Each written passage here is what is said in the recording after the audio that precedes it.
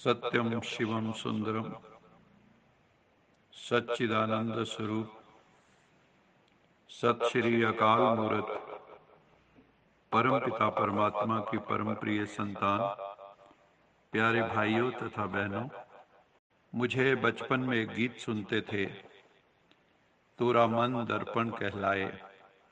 उसकी कुछ लाइनें गुनगुनाने को मन हो रहा है। तोरा मन दर्पण कहलाए रे, तोरा मन दर्पण कहलाए।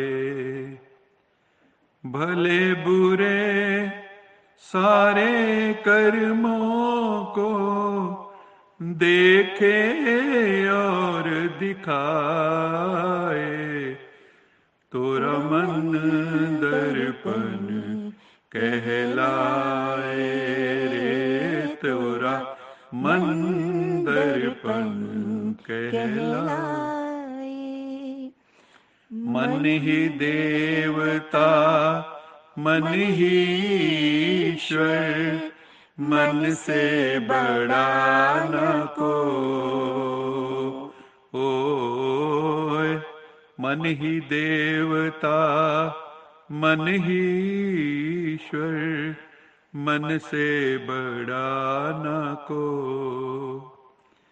मन उजियारा जब जब फैले, जग उजियारा हो। इस उजले दर्पण पे प्राणी धूल न जमने पाए। तोरा मन दर्पण कहलाए रे, तोरा मन दर्पण कहलाए। सुख की कलियां दुख के कांटे, मन सबका आधार। सुख की कलियां दुख के कांटे, मन सबका आधार। मन से कोई बात छुपे ना, मन के नैन हजार। जग से चाहे भाग ले कोई, मन से भाग न पाए। तोरा मन दर्पण कहलाए रे, तोरा मन दर्पण कहलाए। बहुत ही सुंदर भजन है। इसमें ये कहा गया है कि मन ही देवता मन ही ईश्वर, मन से बड़ा न कोई। मन उजियारा जब जब फैले, जग उजियारा हुए। सारा मुनस्सर जो है वो मन पर है। मन को जीत लिया तो जगत को जीत लिया, मन को पा लिया तो ईश्वर को पा लिया। सुख की कलियां या दुख के कांटे जो भी जीवन में है, सबका आधार ये मन ही है। जग से चाहे भाग ले कोई, मन से भाग ना पाए। कोई भी अपने मन से भाग नहीं पाता है। मन का तो सामना हर एक को करना ही पड़ता है। आज बाबा ने भी मुरली में कहा, मीठे बच्चे अपने दिल रूपी दर्पण में देखो कि अंदर में कोई काम क्रोध आदि भूत तो नहीं है। जो भूतों के वशीभूत होते हैं वो कभी सुख शांति चैन पा नहीं सकते। इसलिए अपने भीतर से इन भूतों को हमें भगाना ही होगा। जैसे ही हमारे भीतर ज्ञान योग की रोशनी आएगी तो ये भूत भाग जाते हैं। कईयों का मोटे रूप से देह के आकार में लगाव वह अभिमान नहीं है, लेकिन देह के संबंध से अपने संस्कार विशेष, बुद्धि विशेष है। गुण विशेष हैं, कलाएं विशेष हैं, कोई शक्ति विशेष है, उसका अभिमान अर्थात अहंकार, नशा, रोब, बाबा ने कहा ये भी सूक्ष्म देह अभिमान के ही रूप हैं कि अपने को सोचना मैं बहुत श्रेष्ठ हूं और दूसरों को निकृष्ट समझना कि मैं विशेष हूं हर चीज में, मेरी बुद्धि विशेष है, मेरी कलाएं विशेष हैं, मेरे गुण विशेष हैं। तो ये अभिमान कभी भी, बाबा ने कहा, आकारी फरिश्ता व निराकारी अवस्था वाला बनने नहीं देगा, अशरीरी बनने नहीं देगा। इसलिए इसके अंश मात्र का भी त्याग करो। जो सूक्ष्म बुद्धि का अभिमान है उसका भी त्याग करो तो सहज ही आकारी भी बन जाएंगे और निराकारी भी बन जाएंगे। इस समय सारी सृष्टि विषय वासनाओं के अधीन होकर बहुत डर्टी हो गई है। इसमें राग, द्वेष, ईर्ष्या, प्रतिस्पर्धा बहुत बढ़ गई। लोग काम और अर्थ के पीछे पागल हैं, धर्म और मोक्ष को भूल गए। भोगवाद बढ़ता जा रहा है, कंज्यूमरिज्म बढ़ता जा रहा है। धार्मिक राजनीतिक नेता आपस में झगड़ रहे।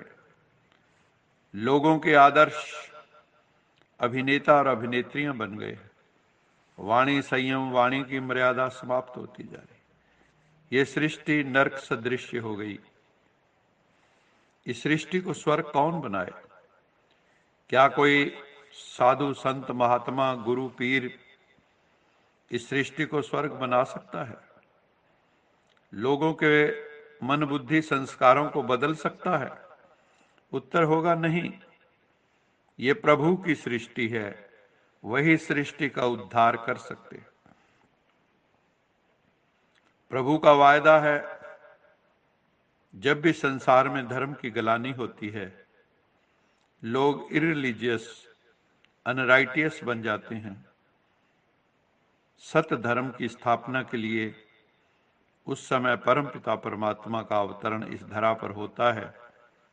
इस समय वही कलयुगी काल चल रहा है जब इस धरा पर आत्मा और परमात्मा का संगम मेला हो रहा है। यही सच्चा सच्चा कुंभ का मेला है, जहां आत्माएं सही अर्थों में अमृत का पान कर रही हैं, ज्ञान अमृत का पान कर रही हैं। परमपिता परमात्मा शिव ने आकर नारी शक्ति को बहुत ऊंचा उठाया है। माताओं को सही अर्थों में वंदे मातरम किया। कहा भी गया है, यत्र नार्यस्तु पूज्यन्ते रमन्ते तत्र देवता। जहां नारियों की पूजा होती है वहां देवता निवास करते हैं। इस कथन को आके शिव बाबा ने सार्थक किया। आज परमपिता परमात्मा द्वारा गाइडेड ब्रह्मा कुमारियों की आध्यात्मिक क्रांति सारे विश्व में फैल चुकी है। आत्माओं के जीवन में पवित्रता का संचार हो रहा है, संस्कारों का दिव्यीकरण हो रहा है, सेल्फ ट्रांसफॉर्मेशन से विश्व ट्रांसफॉर्मेशन हो रहा है। शिव बाबा इस समय सारी मानवता की सेवा में उपस्थित हैं। शिव बाबा कहते हैं, मैं निराकार, निर्विकार, अभोक्ता हूं। बाबा जब आते हैं तो बच्चों को नमन करते हैं और बच्चे बहुत प्रेम से बाबा को नमन करते हैं। वैसे भी बच्चों के सेवक माँ बाप होते हैं। तो शिव बाबा कहते हैं कि तुम सब मेरे बच्चे हो, मैं तुम सबका माता पिता, सच्चा सच्चा सेवक हूं। बाप कहते हैं, सब बच्चों को दुख से लिबरेट करके मैं परम धाम ले जाता हूं। ये उनका ही काम है। बाप को आना ही है पतित सृष्टि को पावन बनाने के लिए। इसलिए भगवान जब भी आते हैं तो पतित सृष्टि में ही आते हैं। हेवनली गॉड फादर कहते हैं तो जरूर आकर हेवन ही क्रिएट करेंगे। और उसके लिए बाबा ने कहा, नर नारी दोनों को पवित्र बनना है। इसलिए घर गृहस्थ छोड़कर दौड़ना नहीं, भागना नहीं, पलायन नहीं करना है, बल्कि घर गृहस्थ में रहते तुमको कमल पुष्प समान पवित्र रहना है। जैसे कमल का फूल कीचड़ में रहते हुए भी निर्लेप रहता है, इसी तरह तुम्हें इस संसार रूपी कीचड़ में रहते हुए न्यारे प्यारे रहना है, कहीं फंसना नहीं है। Charity begins at home.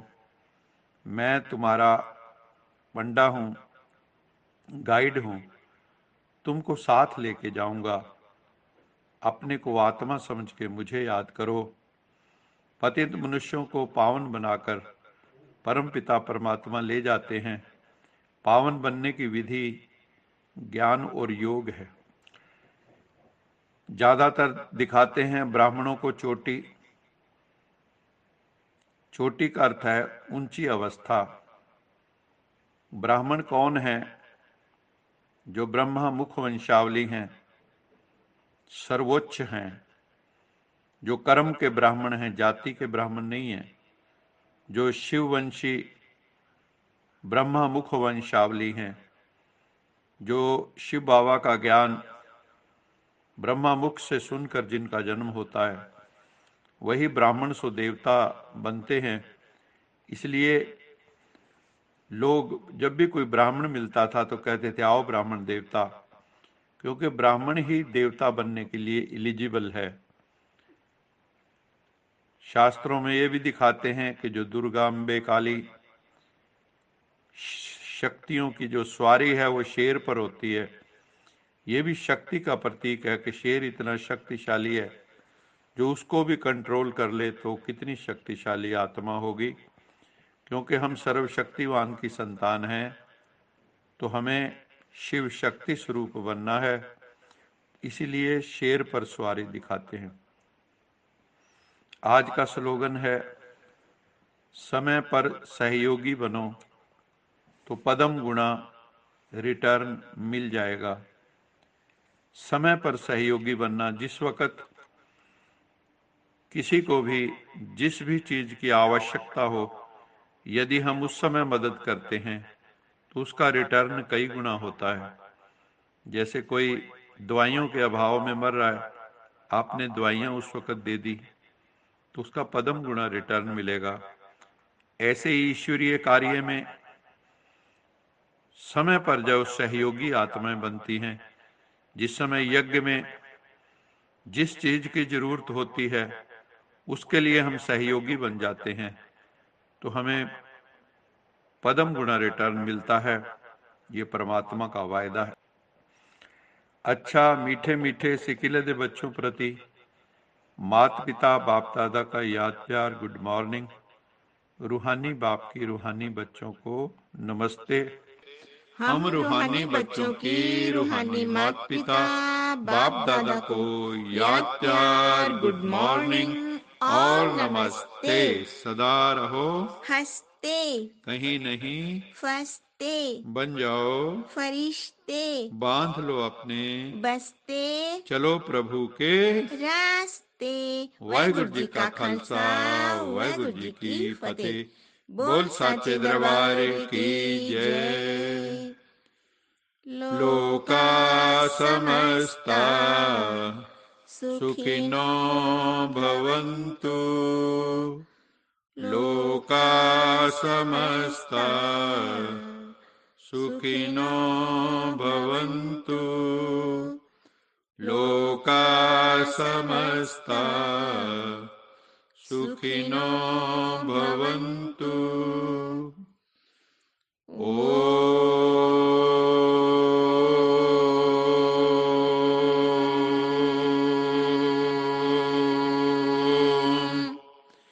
Shanti